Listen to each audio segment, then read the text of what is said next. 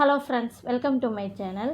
இன்றைக்கி நாம் cook with Comali season 7ல் தக்காளி ஜாம் செஞ்சுருப்பாங்க. அது எப்படி செய்யலான்னு பார்க்கலாம். 5 தக்காளி, சின்ன மீடியம் சைஸ் தக்காளி 5 தக்காளி எடுத்து வேக வச்சுக்கோங்க. சுடுதண்ணியில் ஒரு 4 பேரிச்சம்பழத்தை சீடு ரிமூவ் பண்ணிவிட்டு சுடுதண்ணியில் ஒரு 10 நிமிஷம் ஊற வச்சுக்கோங்க. தக்காளி வேக வச்சுட்டு அந்த தோல் எல்லாத்தையும் எடுத்துடுங்க.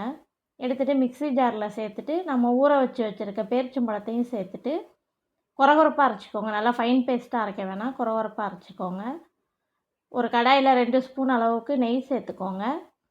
நெய் நல்லா சூடானோடனே ஒரு 10 முந்திரி பருப்பு சேர்த்து கோல்டன் ப்ரௌன் கலர் வர வரைக்கும் அடுப்பை லோ ஃப்ளேமில் வச்சு வறுத்து எடுத்துக்கோங்க. அந்த நெய்யிலையே நம்ம அடித்து வச்சுருக்க தக்காளி டேட்ஸோட பேஸ்ட்டையும் சேர்த்துக்கலாம். ஏலக்காய் 2 ஏலக்காய் தட்டி சேர்த்துக்கோங்க. நல்லா வெந்து வரட்டும். சர்க்கரை ஒரு 3 ஸ்பூன் அளவுக்கு சர்க்கரை சேர்த்துக்கோங்க. உங்களுக்கு ஒயிட் சர்க்கரை சேர்க்க விருப்பம் இல்லை அப்படின்னா நாட்டு சர்க்கரை கூட சேர்த்துக்கலாம். சேர்த்துட்டு நல்லா கலந்து கொடுங்க. உப்பு ஒரு பிஞ்ச் அளவுக்கு உப்பு சேர்த்துக்கோங்க. எந்த ஸ்வீட்டுக்குமே உப்பு கொஞ்சம் சேர்த்திங்கன்னா ஸ்வீட்டை அதிகமாக எடுத்து கொடுக்கும்.